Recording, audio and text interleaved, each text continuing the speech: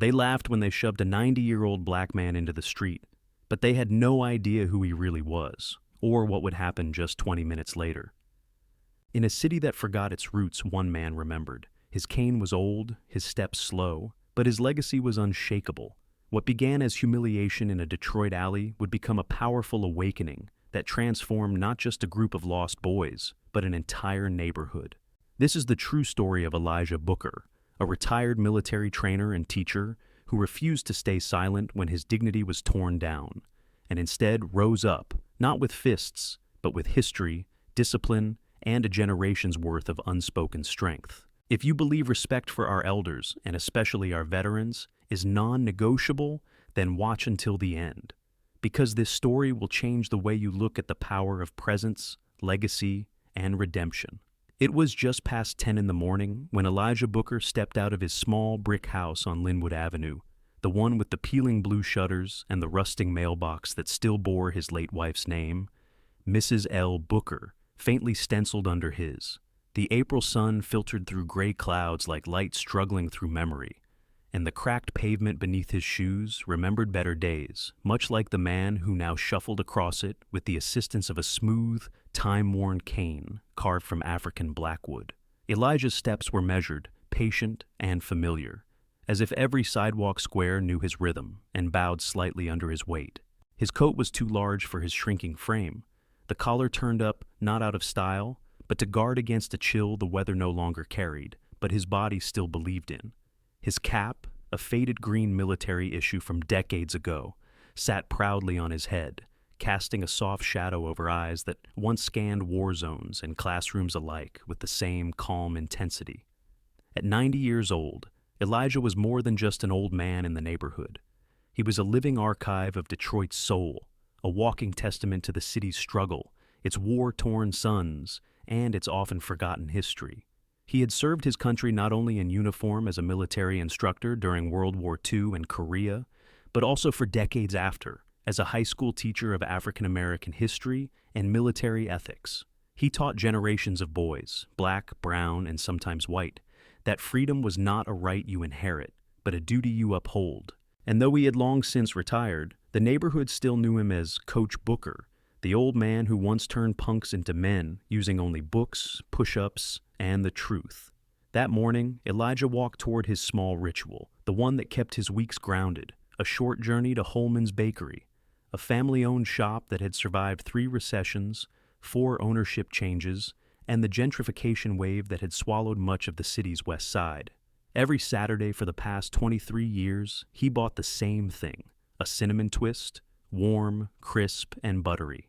He never ordered ahead. He liked the walk. It reminded him that he was still here, still alive, still moving through a world that often seemed to have forgotten him. But as he rounded the corner past Ashby Park, near the stretch of abandoned storefronts now covered in graffiti tags and anti-cop slogans, his path was obstructed. 5 teenage boys lounged across a cracked wooden bench, their legs sprawling onto the narrow sidewalk like they owned it. Their pants sagged low, their laughter brash and performative, and their hands held the glowing rectangles of smartphones as if they were shields against accountability. Elijah paused.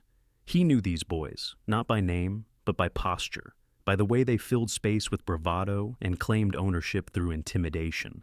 He had seen their type before, at war, in schoolyards, in history books, young men who confused fear with power, who hadn't yet been taught that respect isn't demanded but earned.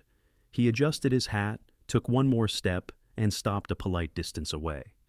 "Excuse me, gentlemen," he said, his voice weathered but firm. "Would you mind making a little room for an old man?" The leader of the group, a tall, lean boy with a sleeveless hoodie and diamond studs in both ears, glanced up from his phone and smirked. "Old man, huh? What you even doing out here, Grandpa? Ain't you supposed to be in a nursing home or something?" His friends snickered. Another boy, the shortest of the group but loudest, added, "Yo, maybe he's lost. You need help finding the cemetery, old dude?" The laughter grew. Elijah stood his ground.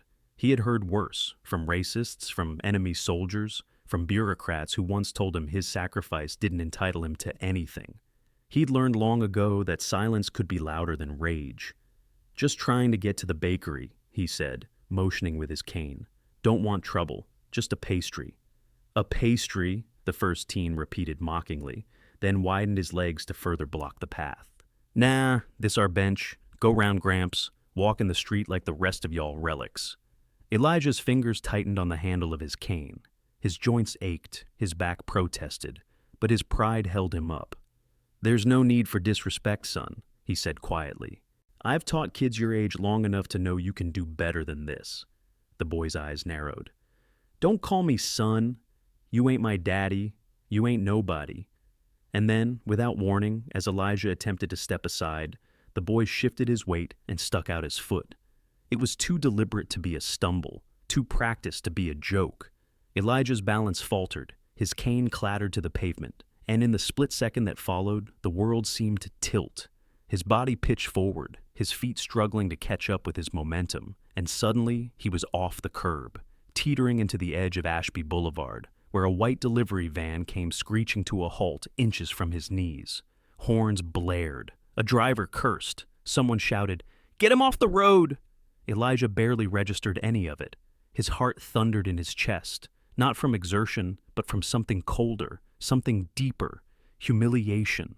The same kind of hollow sting he remembered from 1943 when a white officer once told him, "You colored boys don't salute back." The same taste in his mouth as when a parent once demanded he be fired for teaching their son about Black Panthers. He gathered himself, slow and deliberate, and stepped back onto the sidewalk, retrieving his cane with trembling fingers.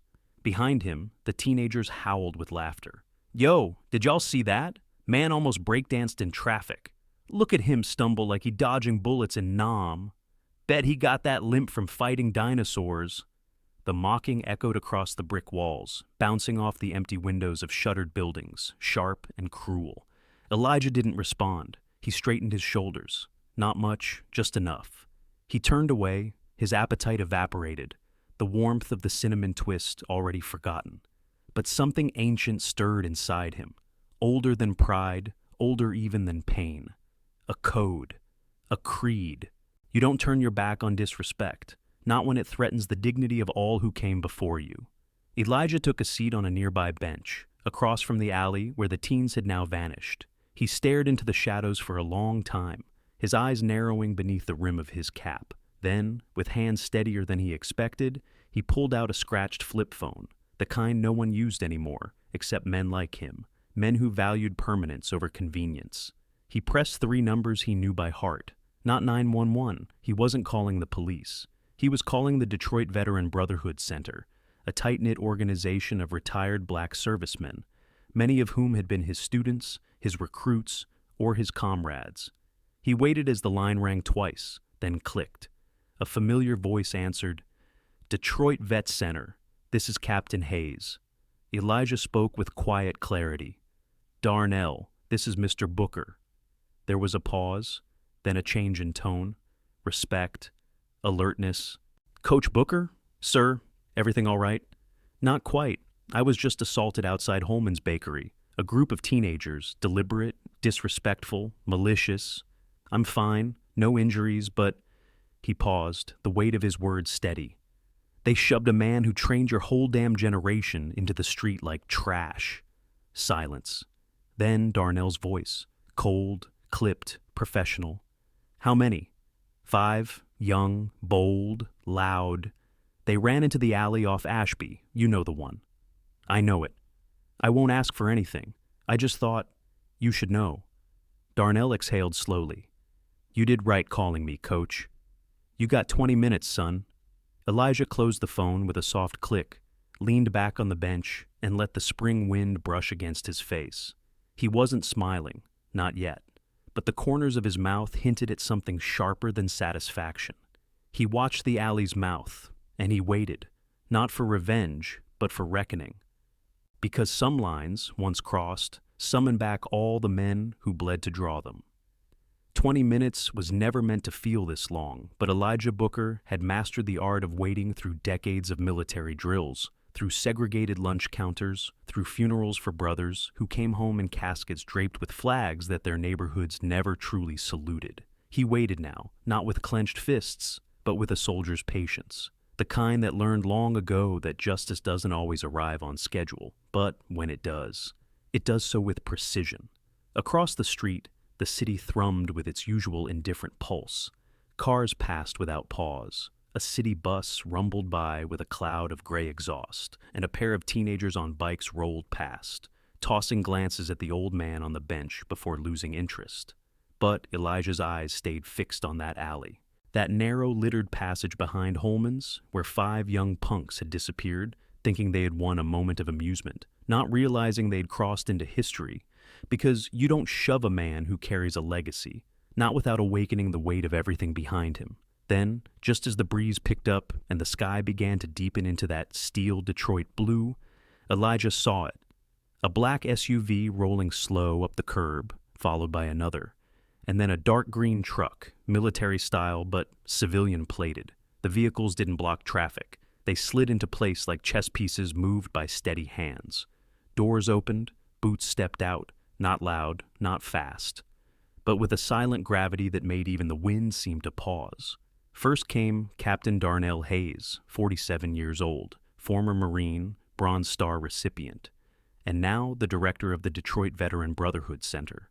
He was wearing what looked like his Sunday best, but his stance, squared and balanced, betrayed a combat-ready alertness. Following him were 8 others, men in their 50s, 60s, and even one woman, all black, all veterans, some wearing polished shoes, and others in well-worn combat boots. One wore a VFW blazer with medals pinned across his chest like ancestral armor. Another carried nothing but a folded cane and a slow-burning look of purpose. Together, they moved like a unit, not marching, but coordinated, like a memory of formation brought back to life. They said nothing to Elijah, and Elijah said nothing to them. There was no need. Darnell simply offered a nod across the street. Elijah answered with a slight tilt of his chin, and the group turned toward the alley. They walked past Holman's Bakery, past the row of closed stores, past a street vendor who stepped back instinctively, sensing something different in the air. As they reached the alley, Darnell raised a hand, index finger extended, and the group fanned out. 2 took positions at the far end, flanking the trash-strewn entrance like sentinels. The rest entered the alley's throat, their shadows long and silent against the brick walls. Inside, the laughter stopped. Elijah, watching from the bench, couldn't see into the alley, but he didn't need to. He'd been on the other side of this before. He knew what happened when a room full of bravado met the presence of men who had already walked through fire. The silence was sharp.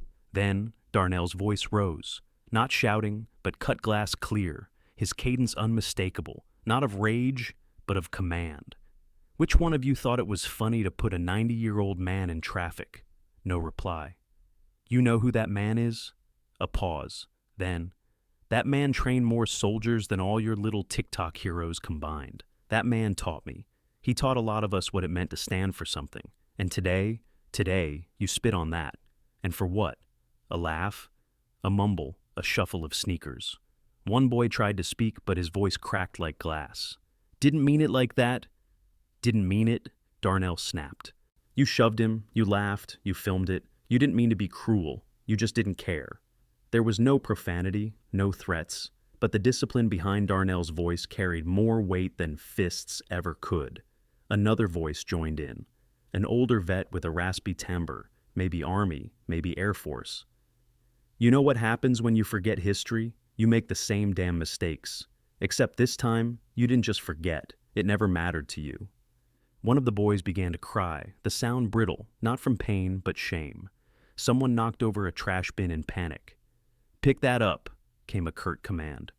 The clatter stopped. Silence returned. Then a deeper voice spoke, a veteran from Mississippi, with eyes like worn granite.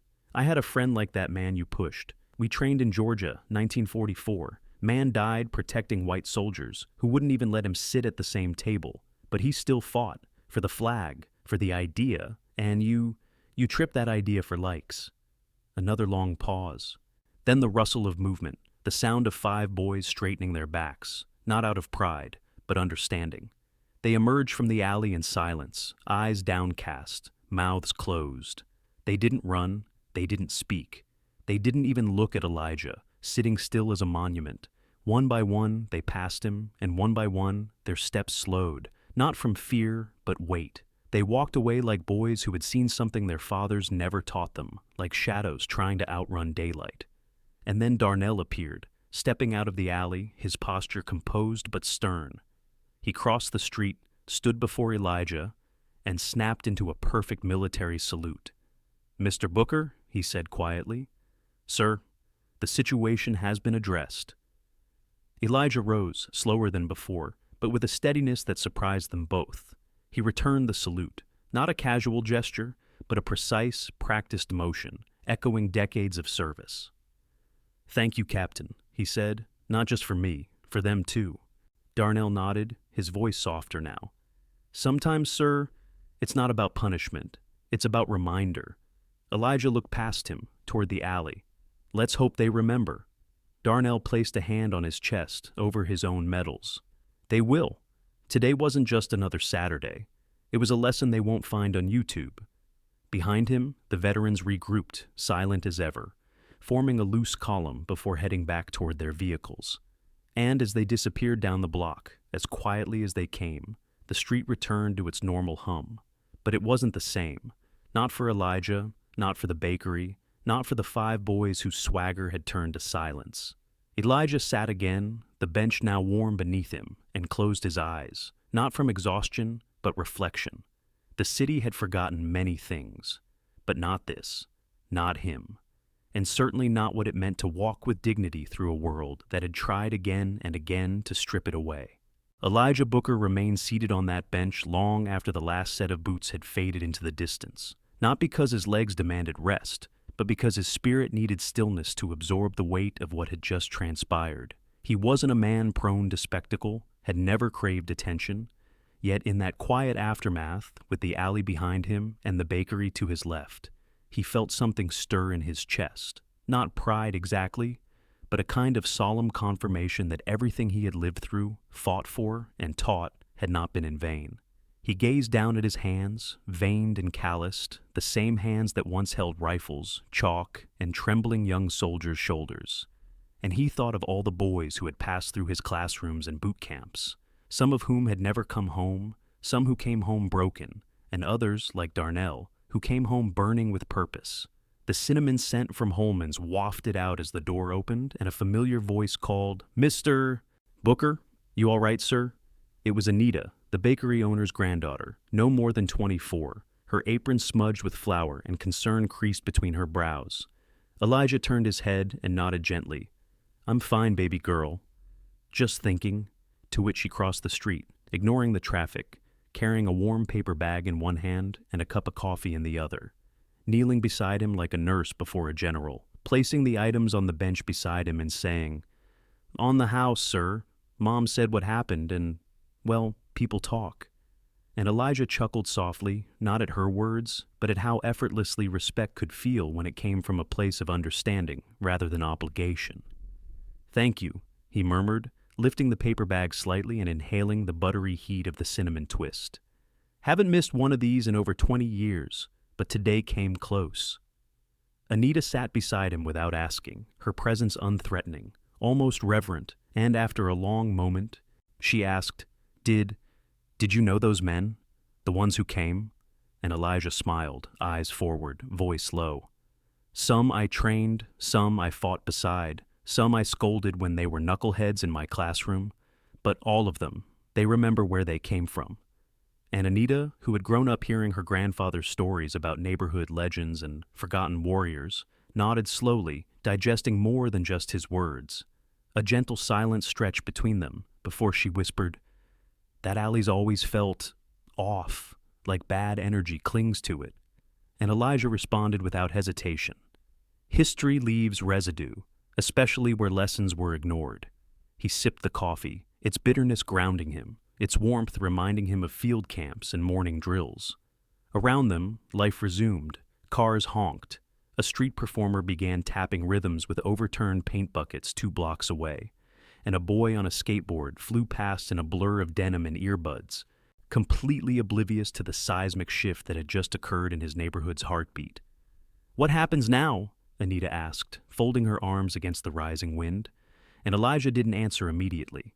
He let the question hang like a banner, then finally said, "Nothing," and everything, then added, "Them boys won't walk past a uniform the same way again. Maybe they'll teach others. Maybe they'll forget in a week. But this neighborhood, it remembers. This street saw it. That's how change starts." Anita studied his profile, the hard lines etched from time, from loss, from purpose, and she wondered how many stories like his were buried beneath the noise of a city too busy to listen.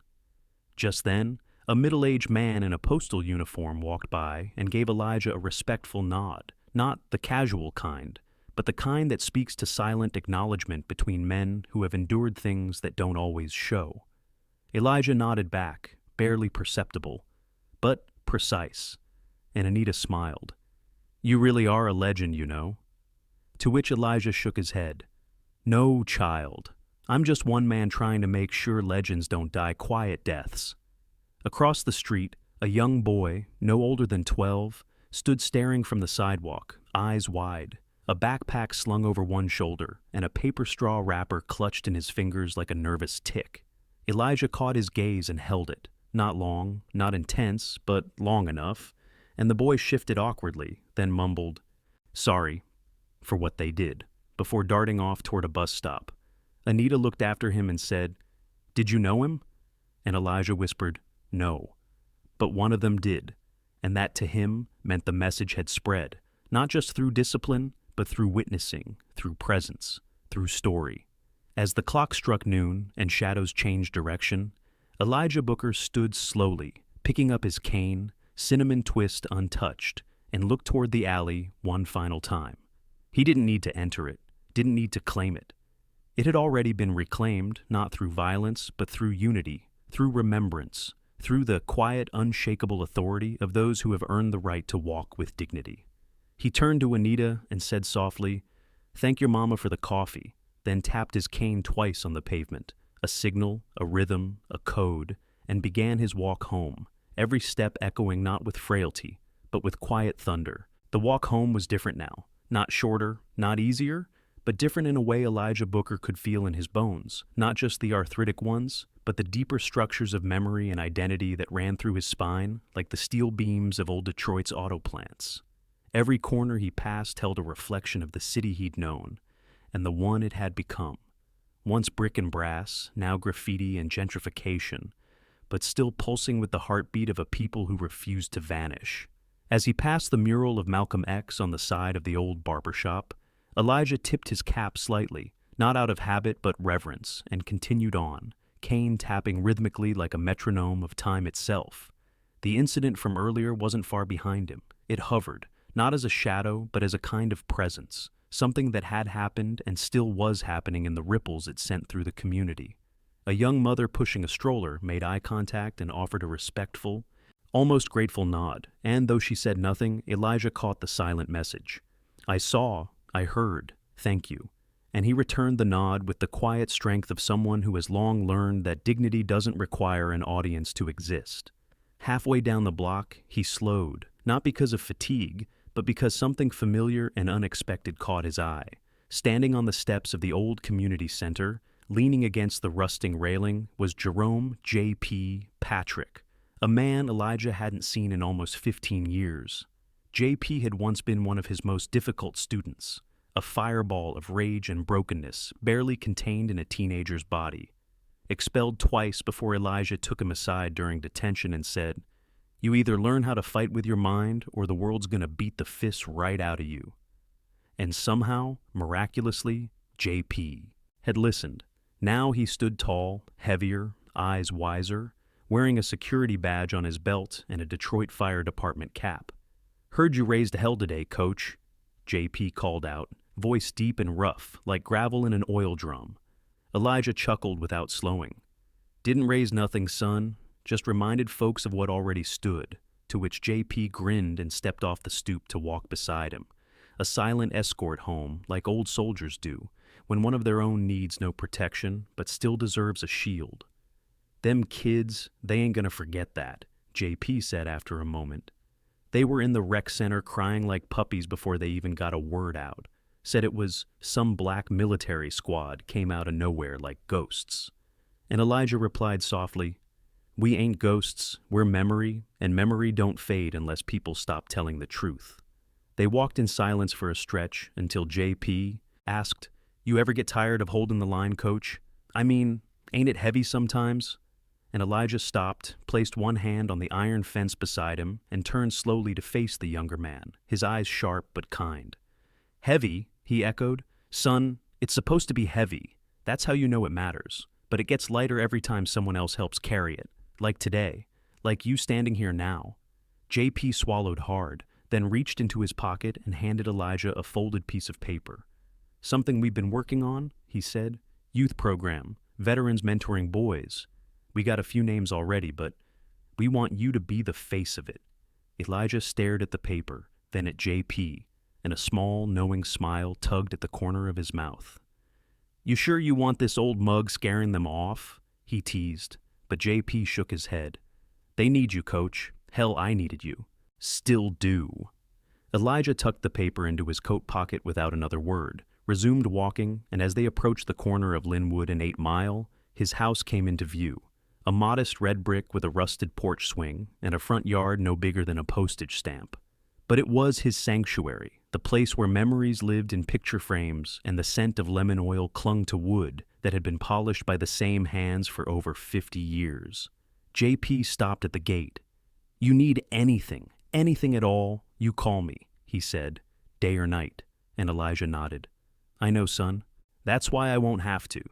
They shook hands, not a quick grasp, but the kind of handshake that anchors 2 lifetimes in mutual respect.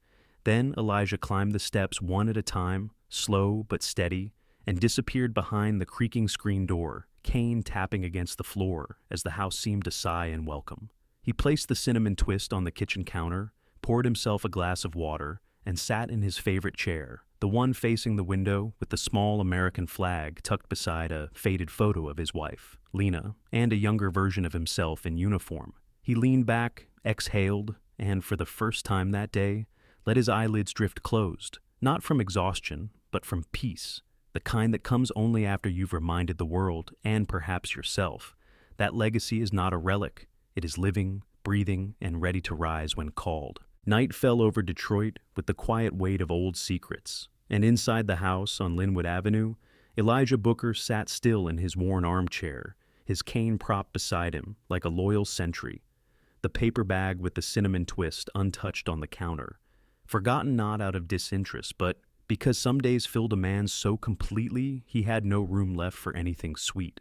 Outside, the streetlights hummed with that faint electric buzz only the old-timers still noticed, casting amber halos over cracked sidewalks and shuttered storefronts, and the occasional wail of a siren cut through the calm, like memory slicing through silence. Elijah's eyes were closed, but his mind was wide awake, walking backward through time like it always did on days like this. He saw the muddy boot camps of Georgia, where drill sergeants yelled at him, louder than the dogs they turned loose on marches, saw his young hands wrapping gauze around bleeding comrades in Korea, and heard the laughter of students who once called him Coach long before they learned what that name truly meant. And then, like an echo returning home, he heard Lena's voice, soft and amused. "You still fighting, baby?" And he smiled, barely, letting the sound of her in his head wash over the ache in his joints.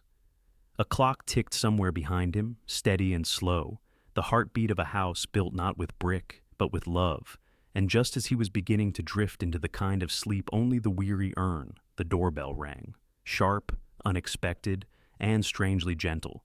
Elijah opened one eye, then rose carefully, his muscles protesting the way tired soldiers do when asked to stand one more time.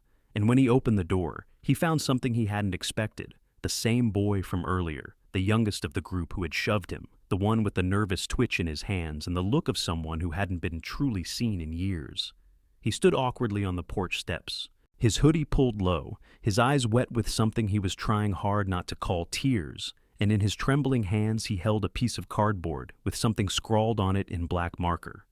"I'm sorry, Mr. Booker." Elijah said nothing at first. He simply studied the boy the way a sculptor studies marble, not with judgment, but with the curiosity of someone who knows the real shape of a person is hidden beneath layers of noise and fear.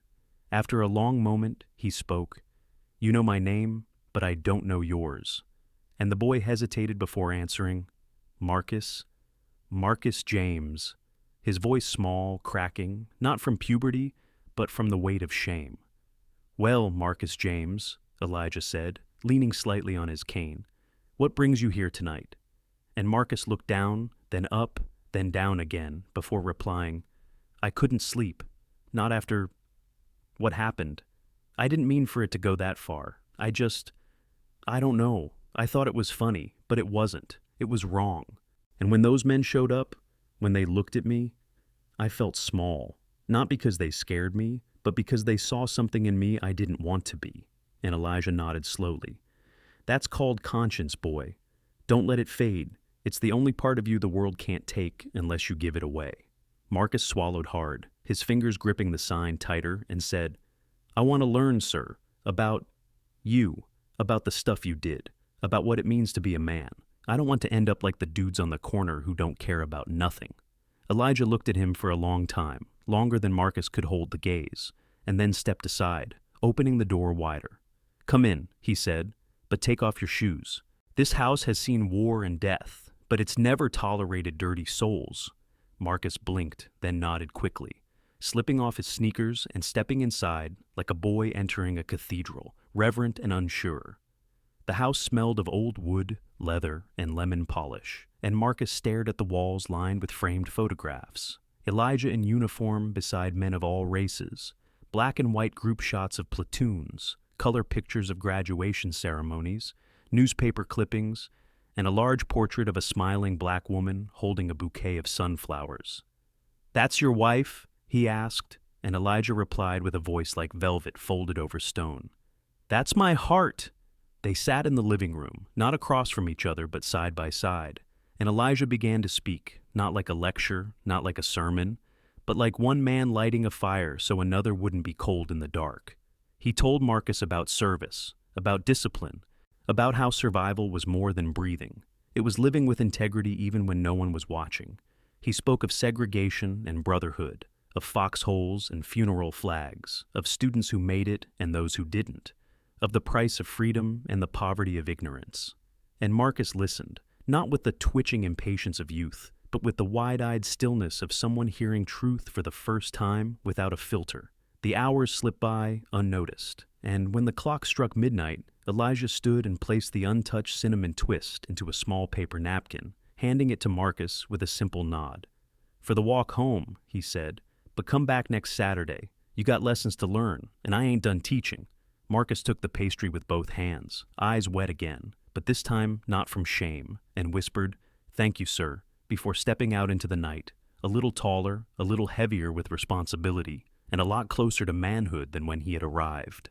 The next morning broke softly over Detroit, the kind of gray-yellow dawn that carried the smell of last night's rain and the slow hum of a city trying to remember itself.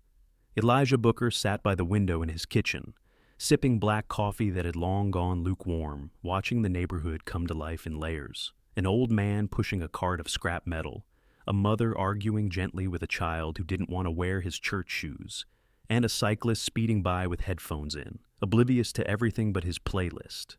Yet beneath the surface of this ordinary Sunday was something different, something felt but unspoken, like the lingering scent of smoke long after the fire has been put out, because word had traveled, as it always did, not just about what had happened in the alley, but how it ended. They called it the walk down.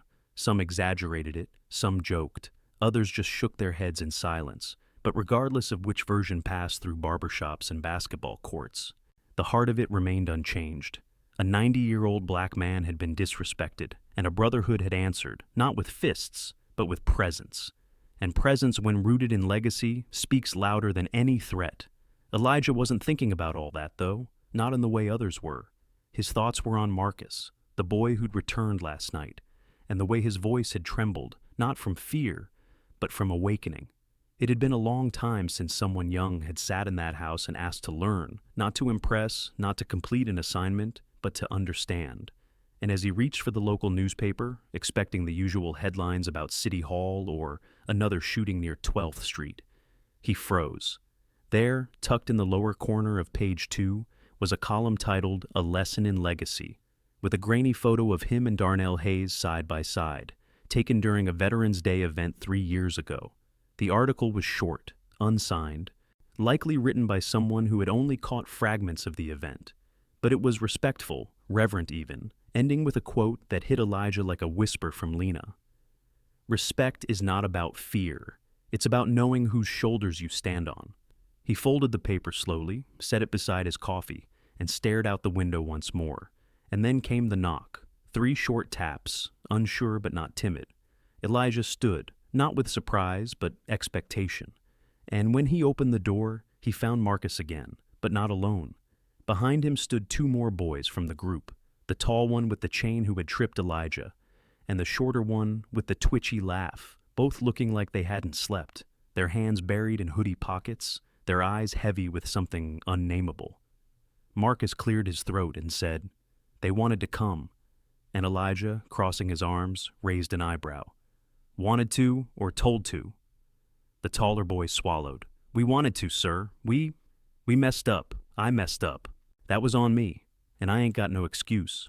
Just shame," and the other added, "We didn't know who you were.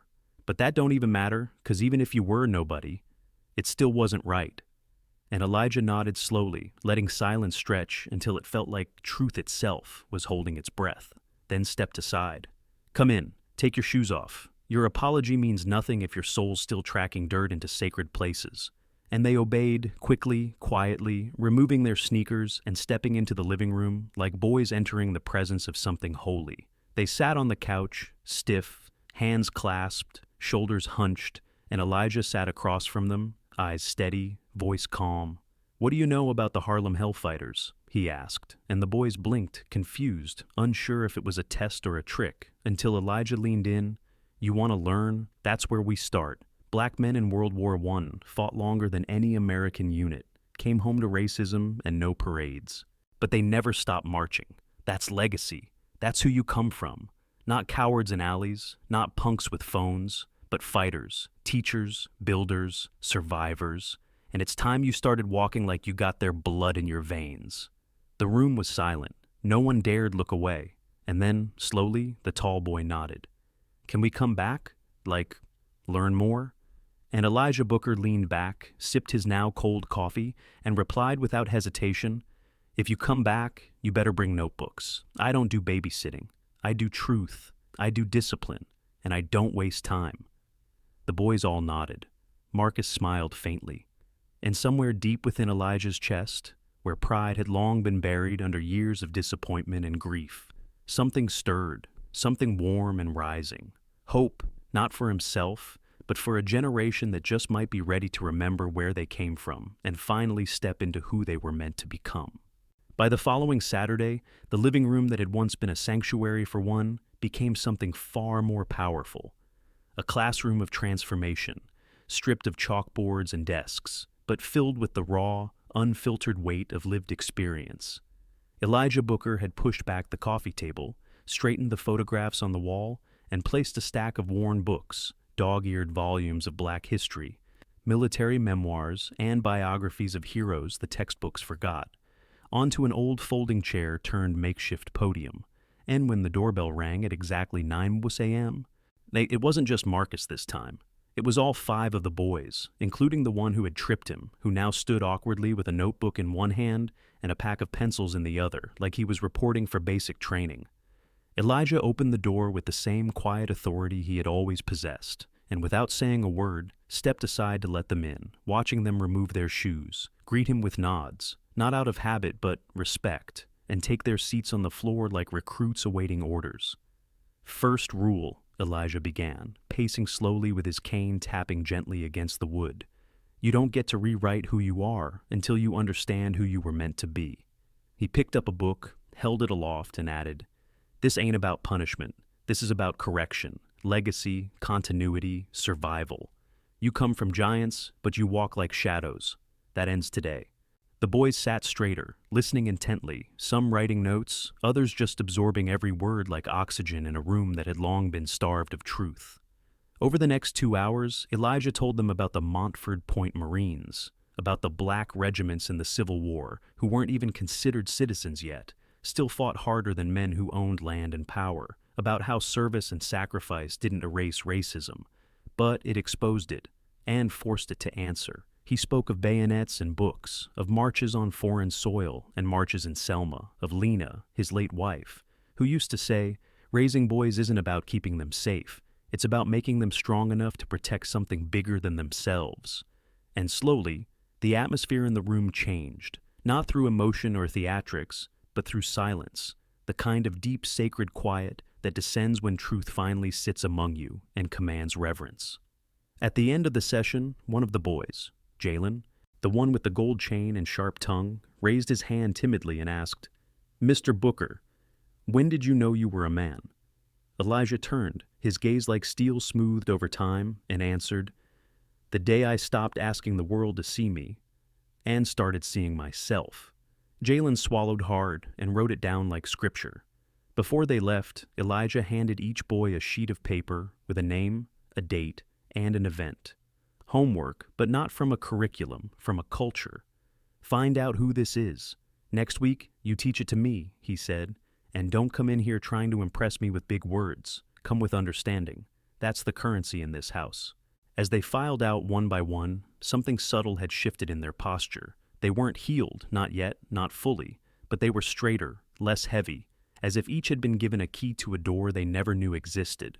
And when the last boy left, and Elijah closed the door behind them, he didn't sit right away. He walked to the window, looked out at the street where so much had begun just a week earlier, and let himself exhale not with exhaustion, but with intention.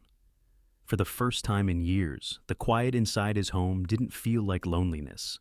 It felt like readiness, like the ground before a seed breaks open, like the hush right before history begins again. Word spread in whispers first, quiet acknowledgments exchanged at barber chairs and corner stores, murmured between teachers in lounges and grandmothers on porches, that something was changing on Linwood Avenue, not through city funding or police presence, but through the unwavering will of a 90-year-old black man who refused to let memory die. And slowly, what began as a group of 5 boys seeking redemption grew by ones and twos each week, until Elijah Booker's living room could no longer contain the eager weight of change. So chairs were added, then benches borrowed from the church down the block, and eventually, with quiet grace, Elijah opened his backyard, where a rusted shed was cleared, a blue tarp stretched across fence posts for shade, and the roots of an old elm tree shaded the makeshift classroom like an ancestral guardian. By the third Saturday, 12 boys sat before him, notebooks in hand, sneakers lined up neatly near the back steps, their voices softer, their laughter less hollow, the kind of shift only visible to someone who knows what silence used to feel like when it was full of resentment instead of reflection. Elijah taught them not just about black history, but about honor, about how to walk down the street with your head up, not because you're trying to look tough, but because you understand you stand on ground watered with sacrifice. He taught them how to speak to elders, how to listen before responding, how to recognize the difference between being feared and being respected. They read passages from Frederick Douglass, listened to Nina Simone on Elijah's old record player, and once, when the wind was right, recited Langston Hughes out loud while the neighborhood kids watched from behind the chain-link fence, curiosity blooming in their wide eyes like late summer flowers. Elijah didn't call it a program, didn't seek grants or headlines. He called it remembering, and each Saturday when the boys greeted him with, "Good morning, sir," and he answered with, "Ready to learn?" something unspoken passed between them, a contract sealed not with signatures but with sweat, humility, and the sacred act of showing up. One afternoon, after a session about the Tuskegee Airmen, a boy named Trey, 15, wiry, with anger always simmering just beneath the surface, stayed behind, fidgeting with his pen before finally blurting out, "Mr. Booker, were you ever scared? Like, when you were young?" And Elijah looked at him, not with surprise, but understanding, because fear was a familiar companion to anyone who had lived long enough to bury friends and still keep moving. "Yes," he said simply, "but I didn't let fear drive. I made it sit in the back seat and shut up." Trey's shoulders dropped as if something had been lifted from him, and for the first time, he smiled, not with bravado, but with softness. That night, Elijah sat in his kitchen, watching the boys leave in groups, slapping hands, their notebooks tucked under arms like treasure maps. And in the stillness that followed, he felt it, that rare, sacred feeling that slips through life only a few times. Legacy, not just preserved, but passed on. No longer a story fading in yellowed photographs, but a living, breathing pulse carried in the hearts of boys becoming men, under the quiet, unshakable gaze of a man who once stood alone, and now stood among many. It was sometime near the end of the fourth week when the knock came again, not the soft, uncertain kind Elijah Booker had grown used to from the boys, but a sharp, official rapping that carried weight in its rhythm, the kind of sound that echoed off wood and history alike. He rose from his chair slowly, his joints stiff from a full afternoon spent under the elm tree teaching the boys about Medgar Evers and the invisible wounds of quiet resistance. And when he opened the door, he found two figures standing on his porch, one in a neatly pressed police uniform, the other in a gray blazer with a gold city pin. They both looked cautious, not hostile, the way people do when approaching a man whose name has started to mean something in rooms they don't control. "Mr. Booker," the man in the blazer began, extending a hand. "I'm Deputy Mayor Barnes. This is Officer Clayton from Community Affairs. We wanted to speak with you about what you've been doing here." And Elijah raised an eyebrow, but didn't take the offered hand, instead stepping aside in silence, allowing them into the front room as if it were a courtroom and they were being granted a trial by legacy. The officer cleared his throat awkwardly as he looked around at the black and white photographs and neatly stacked books. "We've been hearing things. Not bad, just unusual. A group of young men, mostly local, gathering every Saturday. No trouble reported. In fact, quite the opposite. Some of these boys used to give us problems. Now they're quiet, focused, curious. Whatever you're doing, sir, it's working. And that has us wondering, how can we help?" Elijah finally spoke, his voice calm, deliberate, carrying the weight of decades. "You want to help? Stop showing up only after something gets fixed. Start showing up before it breaks." Barnes blinked, caught off guard, then nodded slowly. "That's fair. Look, we don't want to interfere. We're just saying, if you need resources, space, even just folding chairs, we can make that happen." And Elijah considered it, eyes narrowing slightly as if measuring the sincerity behind the offer, then said, "I didn't ask for this to be a movement. It became one because nobody else was doing the moving." Clayton, the officer, stepped forward now, something more personal in his tone. "Mr. Booker, I grew up down the street. I know what those alleys used to be like. What you're doing here, it's not just saving kids, it's saving history. And we don't have many like you left." Elijah studied him for a moment, then finally motioned toward the backyard. "You want to see what legacy looks like? Come back next Saturday. Bring a chair. Don't wear that uniform. Come as a man, not a badge. And sit among them." The men nodded, understanding they had been given a conditional invitation, not of status, but of trust, which in Elijah's world was worth more than any title. As they left, Barnes paused at the door. "We'll be here," he said, "and we'll listen," to which Elijah replied, "Then maybe you'll finally hear what Detroit's been trying to say since '67. And with that, the door closed behind them, not with force, but with finality. That evening, Elijah pulled out an old wooden box from beneath his bed, the one he hadn't touched in years, and opened it to reveal his service medals, Lena's folded prayer handkerchief, a photo of him saluting beside a coffin draped in stars, and an envelope labeled simply, "For when they're ready." He stared at it for a long time, then placed it on the nightstand and whispered into the quiet room, "Maybe they're finally ready." And somewhere beyond the walls, in the alley where it all began, the wind shifted just slightly, as if the city itself had turned its ear, waiting to listen, maybe for the first time in a long while. Saturday arrived with the kind of late-morning sun that warmed the skin without burning it, casting long golden rays across Elijah Booker's modest backyard, now transformed into a sanctuary of learning, remembrance, and slow redemption. 12 boys sat in a semicircle on folding chairs, the dirt beneath their sneakers packed down from weeks of their showing up, their notebooks already open, pencils tapping against lined paper like eager drums waiting for the next rhythm of truth. Elijah stood in front of them, dressed as always in his faded collared shirt tucked into slacks, cane in one hand, a rolled-up poster of Bayard Rustin in the other, ready to begin a lesson not just in activism, but in strategy, how some of the strongest revolutions were carried out by men who never raised their voices, only their standards. But today felt different, not because of what he planned to teach, but because of who else was watching, seated quietly in the back row. Wearing plain clothes and humble expressions were Deputy Mayor Barnes, Officer Clayton, and two school principals from the district, none of them speaking, none of them interrupting, just listening like students in a class they were 30 years too late for. Elijah noticed them, nodded once, then turned to his boys. Who can tell me what courage looks like when no one's watching? Hands rose, unsure but willing, and one by one they spoke, not with perfection, but with thoughtfulness. And in their voices there was a newfound ownership, like they weren't just repeating facts but building identity. Halfway through the session, Elijah invited Marcus to the front. "Teach us, son," he said, and the boy who once stood smirking in an alley now stood steady in front of the group, speaking with soft conviction about Charles Drew and the invention of blood banks, explaining how his mother never knew that history until he told her last night. How her eyes filled when she learned that someone who looked like her had saved so many lives without needing permission to do so. When he finished, the backyard was silent, and then one of the principals quietly wiped her eye and whispered, "He should be teaching in our classrooms." And Elijah heard her, didn't acknowledge it, just turned back to the group and kept going, because this wasn't about applause. It was about awakening. After the session ended and the boys filtered out with their usual fist bumps and weekend assignments, Barnes approached Elijah by the porch steps and said, "You're doing something here no program we've funded has ever done." To which Elijah replied, "That's because most programs are built on data. I built this on debt. Debt owed to the boys we lost, to the fathers who were locked up before they could teach, to the mothers who've been holding the line alone. I'm just paying interest."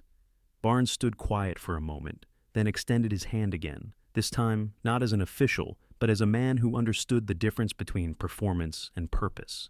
Elijah took it, firm and brief, then looked past him toward the street, where Marcus and a few others were talking to younger kids who had gathered behind the fence, explaining what they had learned like older brothers guarding the next generation. "They're multiplying," Elijah said, almost to himself, and Clayton smiled. "You lit a fire." But Elijah shook his head slowly. "No, I just reminded them they were the fire. They just forgot how to burn clean." And with that, he turned, walked inside, and closed the door gently behind him, leaving behind a yard that now held more than chairs and footprints. It held the blueprint of change, written not in policies or speeches, but in presence, in the echo of voices finally learning to say, "I am," because they were. It was during the 6th week, just as the first leaves of September began to turn, and the air carried that unmistakable scent of change, part school books, part wood smoke, part hope, that Elijah Booker received a letter, not typed, not printed, but handwritten in blue ink on lined paper that had been carefully folded into an envelope bearing no return address. He opened it slowly at his kitchen table, the same place he had once written lesson plans, condolence notes, and love letters to Lena from far-off places during the war. And as he unfolded the page, he immediately recognized the handwriting, not because it was familiar, but because it was trying so hard to be neat, to be legible, to be worthy of being read. It was from Jalen, the boy with the sharp tongue, the street swagger, the unspoken ache behind the jokes, and it read, "Mr. Booker, I ain't never had a man look me in the eye and not expect me to fail. Not my teachers, not my uncle, not even my own pops. But when you ask me questions, you wait for the answer. Like I got one. Like I matter. And I guess I just wanted to say thank you. You ain't have to let us in, but you did. And that means I can let myself in now too. I'm trying, sir. Not perfect, but I'm trying. Please don't stop. We need this. I need this." Elijah read it twice, then a third time, and finally folded it with reverence, placing it next to Lena's handkerchief on the mantel, right beneath their wedding photo. And for the first time in months, he felt the sting of tears rising, not out of grief, but out of grace, the kind that floods a man quietly when the seeds he planted in dry earth finally begin to break through. That same afternoon, as the boys gathered once more in the backyard, Elijah watched from the porch as they arranged the chairs themselves, no longer needing instruction, no longer looking at their phones, their banter filled not with mockery, but with questions. "Yo, who we learning about today? Wasn't it Sojourner Truth or Garrett Morgan? Nah, it's both. Double dose today, fam." And Elijah, hearing their excitement, their ownership of knowledge, smiled with a pride too deep to measure. But it was what happened after the session that marked the moment everything shifted. Because as the boys stood to leave, one of them, the quietest, Devin, the one who rarely spoke and always sat near the edge, paused, turned back and said, "Mr. Booker, my little brother wants to come next time. He's only 9, but he says if I come home smarter, he wants to too." And Elijah looked at him long and slow, then nodded. "Bring him. Just make sure he brings a question with him. This isn't daycare, it's legacy school." And the boys laughed, not at him, but with him, the way you laugh when someone older tells you a truth you weren't ready for but needed anyway. They left like they always did, in small groups, walking taller, talking louder, dreaming wider. And as Elijah stood there beneath the dimming light, his cane pressed gently into the porch boards, he whispered to himself, "They're becoming, not just better boys, but the men I wish I had at my side when the war was still young." And in that moment, the past and present wrapped around him like an embrace, and the house behind him. The same house that had once felt like a tomb of memories, now pulsed with life, with footsteps, with pages turning and minds opening, a heartbeat restored not by force, but by faith. The kind of faith that doesn't need to shout to be heard, that doesn't need headlines to matter, that just shows up every week and changes the world. One boy, one question, one story at a time. It happened on the 7th Saturday, just as summer gave its last reluctant sigh and the cool breath of fall settled over the city like a prayer. Elijah Booker arrived in his backyard earlier than usual, dressed in his Sunday best.